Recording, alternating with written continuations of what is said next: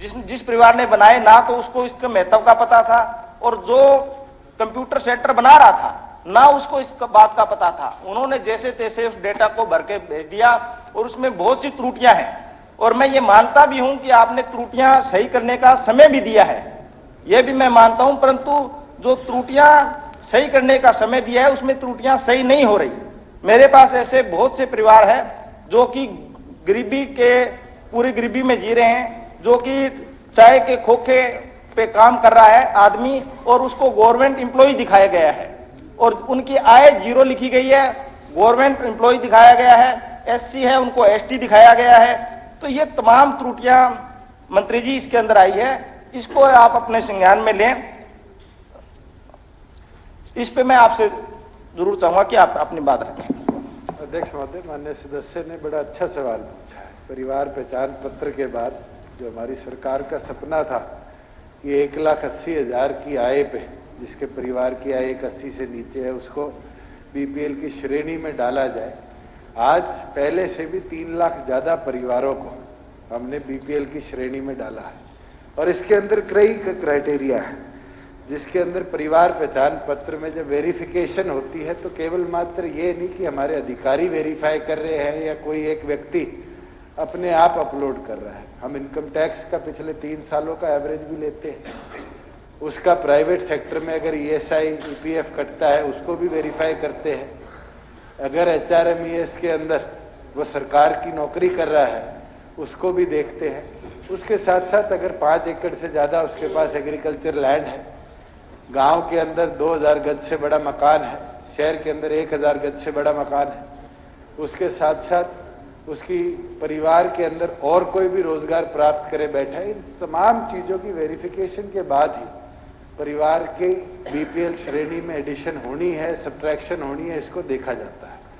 माननीय सदस्य ने खुद बताया कि लगभग 9.25 लाख के आसपास हमने पुराने बीपीएल श्रेणी में बैठे लोगों को ओमिट किया है और 12 लाख से ऊपर नए परिवारों को ऐड किया है, और अभी तो 91% वेरिफिकेशन प्रोसेस हुआ है, 9% पेंडिंग है, और 9% जब वेरीफाई होगा तो मैं मानता हूं कि जैसा आपने कहा 15 लाख के आसपास परिवारों को हम इस श्रेणी में देख पाएंगे। मैं तो एक एग्जाम्पल दे सकता हूं आपको, आपकी कॉन्स्टिट्यूंसी का अध्यक्ष जी कृष्ण सैनी जी, वो पहले बीपीएल की श्रेणी में थे, और ये वेरिफिकेशन जो थी 2011 के एसईसी डाटा से, इसके अंदर आज वो सेक्टर 19 के ग्राउंड फ्लोर में रहते हैं। वो खुद बिजनेसमैन है, उनकी वाइफ नीरू है वो प्राइवेट जॉब करती है, उनकी बेटी स्वीटी है वो प्राइवेट जॉब करती है। आज एक नहीं अनेक ऐसे केस हैं जिनके परिवार की मंथ ईयरली एनुअल इनकम जो है वो 10 लाख पर एनम से ज्यादा है और बीपीएल के लाभार्थी थे। मगर अब परिवार पहचान पत्र के बाद जो रेगुलर वेरिफिकेशन होती रहेगी, और ये अलग अलग क्राइटेरिया जो आर्टिफिशियल इंटेलिजेंस के हैं, इनको हम जब देखेंगे तो मैं मानता हूँ हरियाणा में जो गरीब व्यक्ति है, जो पहले जैसे आप कह रहे थे कि चाय की दुकान चलाता है, ऐसे केस हमारे पास बहुत हैं। मैं आपके साथ शेयर कर लूं, हमारे पास एक केस आया गुरबचन कालरा का, उनके और उनकी वाइफ का आज के दिन एक दुकान चलती है करनाल के अंदर, और उसके अंदर वो अच्छी कमाई कर रहे हैं। वहीं सुधीर पाल जी हैं, उनका बेटा अक्षय, दोनों प्राइवेट जॉब करते हैं सोनीपत के अंदर, दोनों प्राइवेट कर 10 लाख से ऊपर आय लेते हैं और बीपीएल की श्रेणी में। ऐसे लाखों केसेस आए हैं जो 5 लाख 10 लाख की श्रेणी से ऊपर है, और उन लोगों ने किसी और का अधिकार ले रखा था जो बीपीएल श्रेणी में आज होना चाहिए था। मगर सरकार के इस वेरिफिकेशन प्रोसेस से माननीय सदस्य ने एक बात और रखी कि कब तक कार्ड बन जाएंगे। सरकार द्वारा 25 दिसंबर 2022 को यह योजना लागू करी है।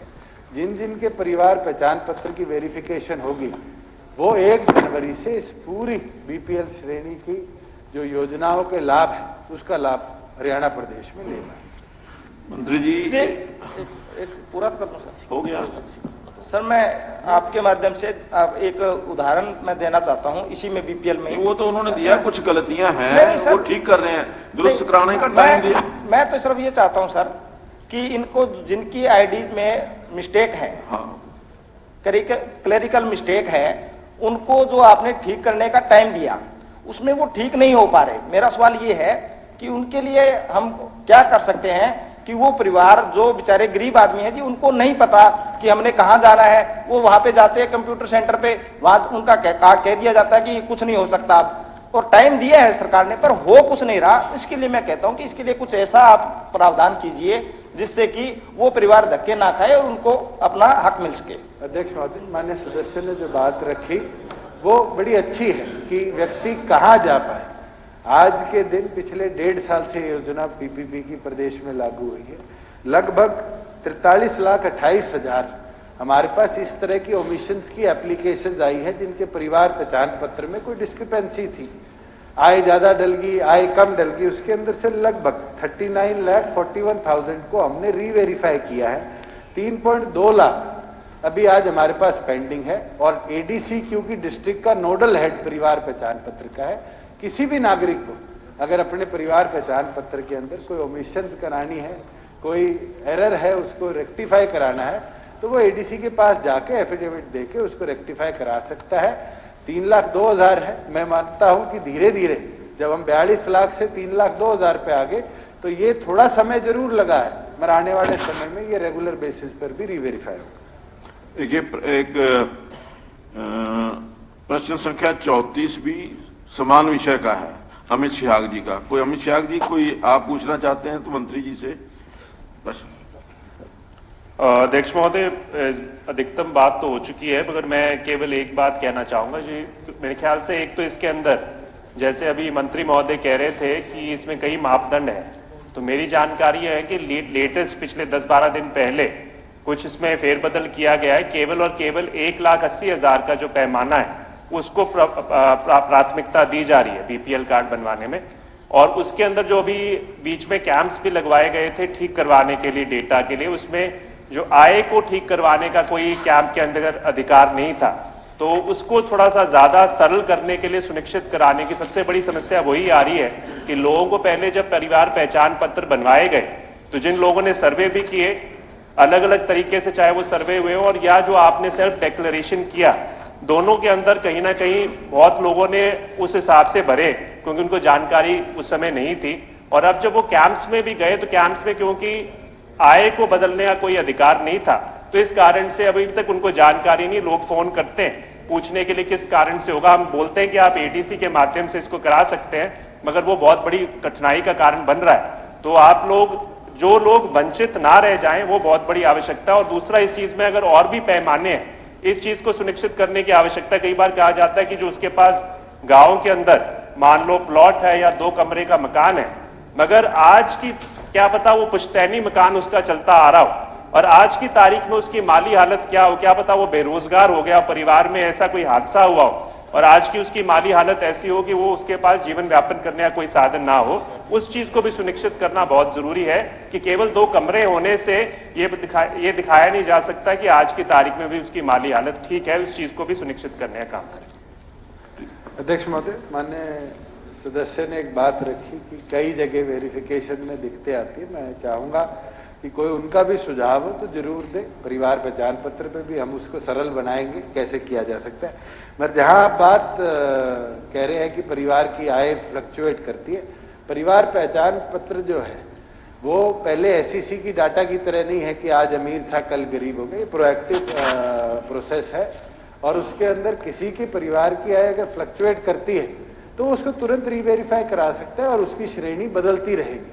वहां जहां आप क्या कह रहे थे कि उसके 2 मकान गांव के अंदर, ये हमारी गाइडलाइंस नहीं है, गवर्नमेंट ऑफ इंडिया की गाइडलाइंस है जिसको गवर्नमेंट ऑफ हरियाणा ने फूड सेफ्टी एक्ट के अंदर अपनाया है, जिसके अंदर 5 एकड़ agriculture land, residential flat of 1000 square yard, residential plot of 100 square yard in municipalities, residential plot of 200 square yard in rural area, immovable assets of 1 crore और मोर।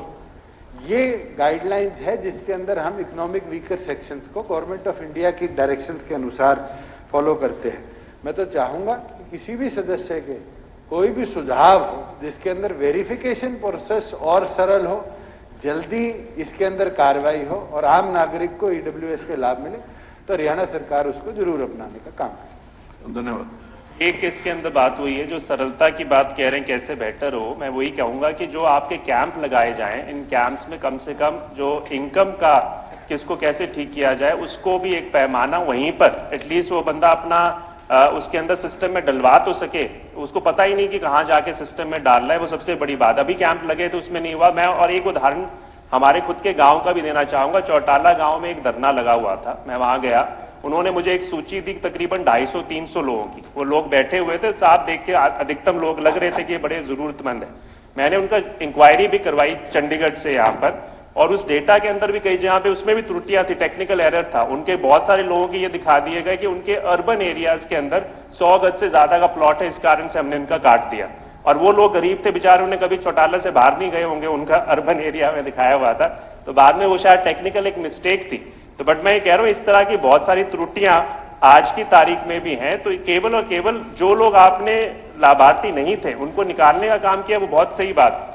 मगर जो लोग लाभार्थी होने चाहिए, और कोविड के बाद सर बहुत बड़ी बात है, जो मैं इनकम के पैमाने की बात कर रहा हूं, कोविड के बाद बहुत सारे लोगों की जो शायद 1,80,000 से थोड़ा सा ऊपर थे, वो आज की तारीख में बहुत बड़ी बेरोजगारी की मार झेल रहे हैं। तो उनका विशेष ध्यान रखें। उसके लिए जो इनकम का पैमाना है उसको सरल बनाने के लिए कुछ प्रयास जरूर किए जाए, और जो भी सहयोग मिल सके दे सकेंगे हम कोशिश करें। माननीय सदस्य ने खुद ही एक बात कही कि निकाल दिए और नए नहीं बनाए। उनसे 12.5 लाख की पार्टी के सदस्य शीशपाल जी ने कहा कि 12 लाख से 15 लाख नए लोग नए बने।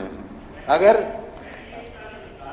नहीं बनाए, मैं ये कह रहा हूं कोई ऐसा व्यक्ति ना छूट जाए जो जिसको होना चाहिए था। और कोविड के बाद में मानता हूं बहुत बड़ी बात। इतना बोल सकता हूं माननीय सदस्य का अध्यक्ष जी, इनका साथ रहेगा तो जरूर हरियाणा का कोई भी नागरिक जो ईडब्ल्यूएस श्रेणी में होना चाहिए उसको हमारी सरकार नहीं छोड़ेगी।